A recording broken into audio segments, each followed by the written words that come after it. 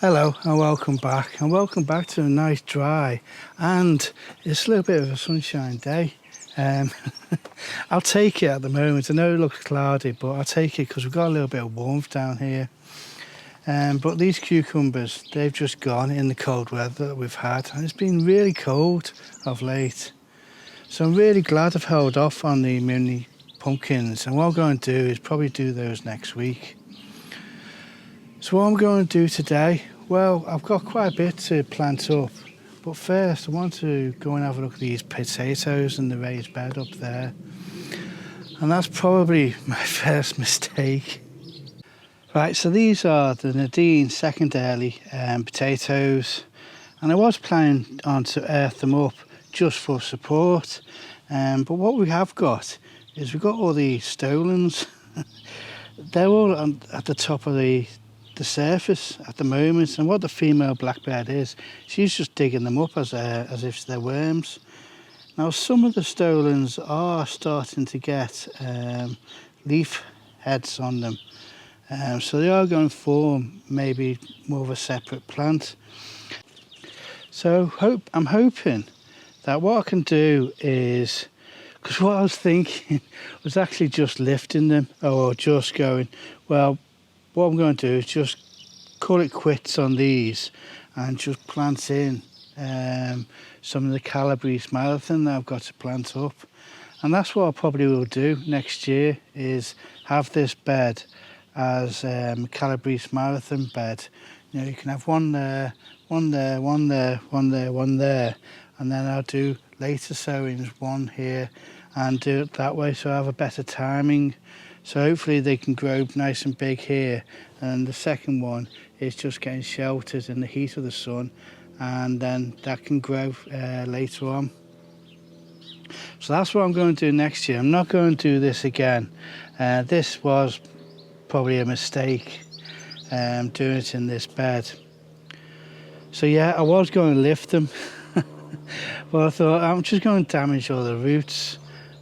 So what I'm going to do is I am going to put a top layer of more compost on, and what I'm hoping is that the potato recognises that that's the top of the soil, and the stolons at the top here, which, like I say, they're just going all over the place at the moment, it just recognises that this is the top of the soil, and it doesn't start to grow potatoes on these stolons. I mean, if it does, it's not the end of the world. I'll lose some of the potatoes going green. I'm just going to get whatever I can get out of this bed with the potatoes this year. And like I say, next year it's just going to be Calabrese. And here's another one, and here's another one here.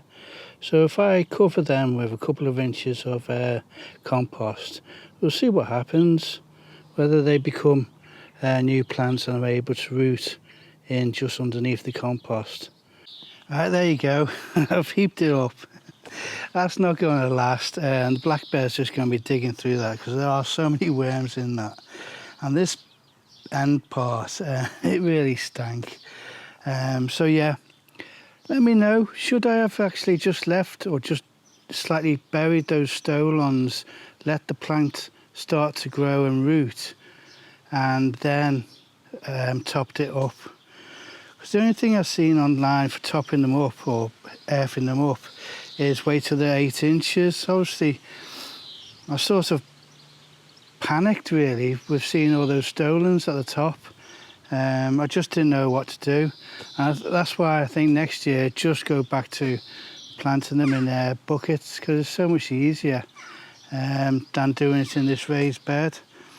And I could, like I say, I could have had 5 buckets all along here and Calabrese in here, and that's what I'm doing. I'm still trying to work out what's the best way of getting the most out of all these beds. And getting the most out of all these beds, these are the Greek Gigante and the Khazar with the giant Monge 2 at each end, the Beiju. So what I've got is an empty space down the middle, and all I'm going to do is I've got a few of the dwarf Belotti left, so I'm going to do those in the paper towel method, and then just plant them down the middle. And I'm going to put, I've got all the paracord to go on this, but I'm going to do that off camera. On the beiju, let me just show you the flowers on the beiju. Right, so these are the flowers on the beiju. I'm hoping that shows up.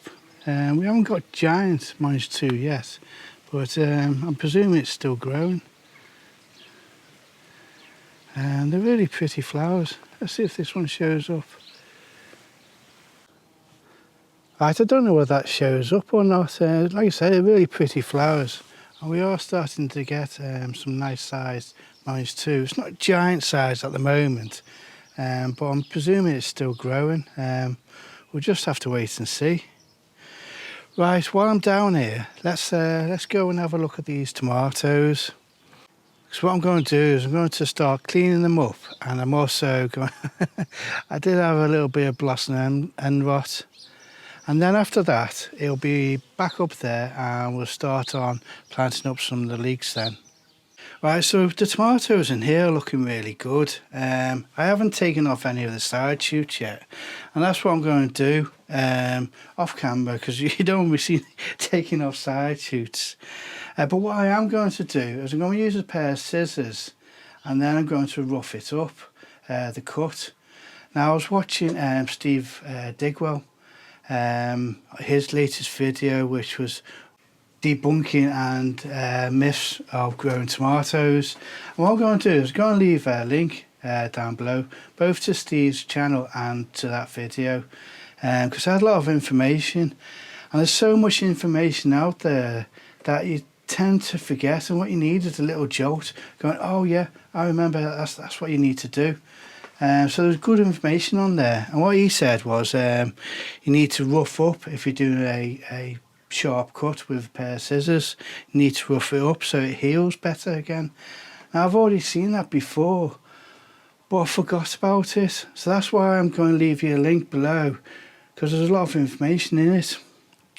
Right, so yeah, I'm going to do that off camera, and what I'm going to do is, these are all the plum tomatoes, the Harry and the Sands, and then I've got the Jan's Tangerine and the Cherry and Sun Gold and Black Beauty. Now what I'm going to do with those side shoots, I'm going to do the same as what I've done with the Latar, is stick them in some water and see if they start to root. Because what I want to do later on, maybe towards the end of the month, or maybe even with these, is to start a second lot of the cherry tomato plants, so that when these finish in around about the end of August, I've got a second lot of plants. So what I want to do is see how these side shoots root, what's the timings, and then start to work backwards. I probably won't even keep the plants, or I'll give the plants away. I'm just trying to work backwards what the timings are, so that, say like at the end of August, these get topped off and that's it. Then I can have a second lot of plants on the go and hopefully get that to fruit, not many, but at least fruit into September and October time, because we still will be able to get away with it in this greenhouse. Right, and then on to another mistake, and another mistake was I overwatered the end Grashovka and I got blossom end rot. And the first time I looked up blossom end rot, people were saying it's just the uptake of water, it sits at the end of the fruit. And then I've looked it up again and people are saying it's the lack of calcium. Well, I've got plenty of calcium in the soil, and I will be feeding the plants calcium feed as well. And then I've looked it up again, and what they're saying is, another person is saying that if you underwater and overwater, that can stop the calcium uptake. Obviously, if you're not watering it, there's no way the roots can take the calcium. And if you overwater, that also blocks the uptake of calcium. So that's the one I'm going to take. But there's so much information out there, I don't actually know in the end what's true and what's not true. You just have to work it out yourself through your own mistakes. And that's what I'm doing at the moment. Right, I'm going to get onto these side shoots, and like I say, I'm going to keep the cherry tomato ones, and they can just go into the compost. But they are looking really well. We're getting some nice fruits on the San Marzino at the moment. Right, like I said, they'll all be done off camera, so let's go and start planting some leeks. Right, so I've got 20 Hannibal leeks, and they're in October, November, December, ready to harvest ones. I did these back in middle of January, I think I did these. So I know they're not pencil thick, it's a little bit early, but at the same time they've also been growing since middle of January, so I'm going to just plant them up. The roots are just coming through now, so let's see what we've got. There we go. Quite a mass of roots, really. There again, you'd expect that if they've been growing for so long. Right, so I think I've got 19 there, and one little diddy one, but they've got some nice bulb on them already, and some nice roots. So how do you grow yours? Do you multi-sow them? Do you do them this method where I've done holes of around about 6 to 8 inches. If it's hard, then I just use the pointed end. If it's quite soft, I just use the other end. And that's it. It's such an easy method. Just to plonk them in and then water them in. Again, do you trim them? I've seen people trim them. I think that's a bit of a traditional thing with some people. I don't know actually what's the benefit of it. But let me know if you know why. Like I say, I think it's a bit of a traditional thing which has been lost down the years. Right, bring you back in a bit.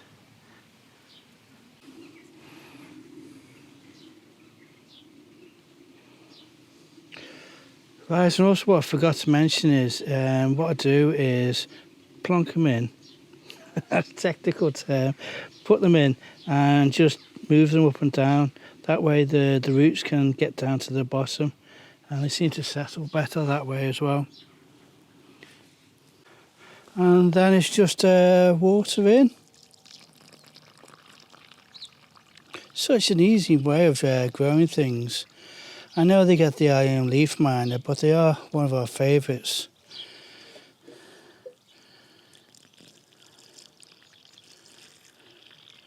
Right, so I'll just do that for every one of them.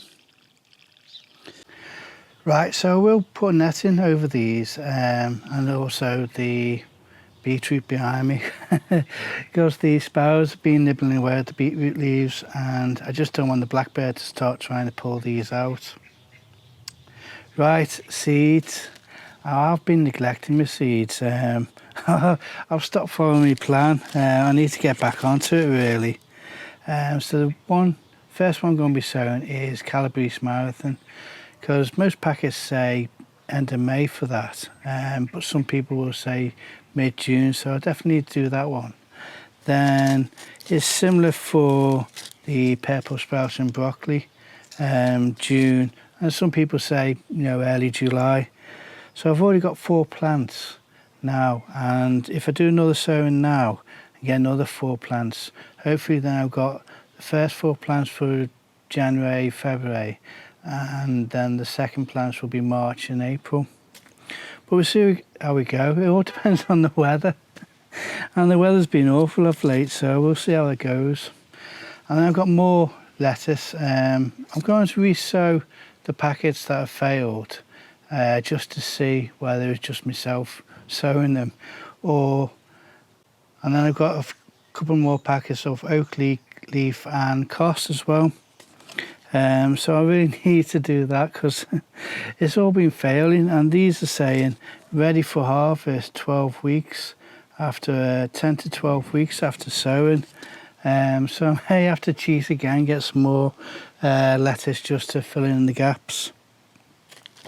And then filling in the gaps, I need to do a good sowing of different types of beetroots. Now they're June, July, last date, depending on which variety you're looking at.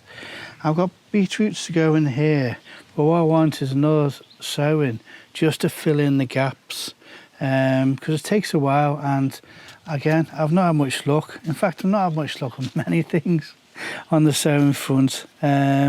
So we'll see how we go with those. I've got loads of different varieties, so I just want to try and get another good sowing and yeah, fill in the gaps. And on seeds that have failed, I directly sowed dwarf runner beans in those two end troughs. Nothing. And I did them in soaked paper towel and they just rotted away. So I've got another lot. So let's see how they've gone on. Right, it's the next morning and I'm really regretting not filming this last night because it's cold and it's windy and these are going to blow everywhere. So as you can see, we've actually moved the table as well. The reason is the house martins are back, and how can I say this? They don't go to the toilet in the nest, so it's when they coming in they go, and when they're coming out they go. So we've learned from last year is we need to move the table. Right, so it's a bit of a mixed bag. I've had a little look, and where I was getting lots of success, I think I slightly changed the method of just turning this over and it's forcing it down.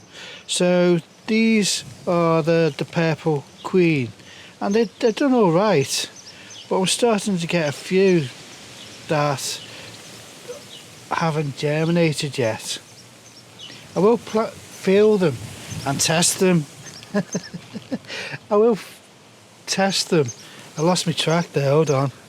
But you see, like on this one, that one's just rotting away. So yeah, I've got to change my method back to just having this open-ended, I think. And that's where I'm failing a little bit. Because last time I did, a whole lot just failed, except for about 3 or 4. Now I did actually plant them up and they've just stood still in this cold weather. So we see how these go. Right, let me show you what I did last night and let's see if we can get some of these planted up. So with some leftover branches, I've just made a temporary net for the beetroot. And these are the lettuces I planted up last night. I've also finally got around to putting some pea stakes in. So that looks really nice, that is. I'm quite pleased with the way it looks. And hopefully we start getting some lettuces of our own to actually plant in there and replace. Right, onto these beans. Because it's really windy, I may actually delay doing the whole lot of beans just right now. So, and again, I'm not going to film, just doing a whole row of beans. And what I do is I scrape it back around about 5 centimetres. I'm going to put in 3 per hole.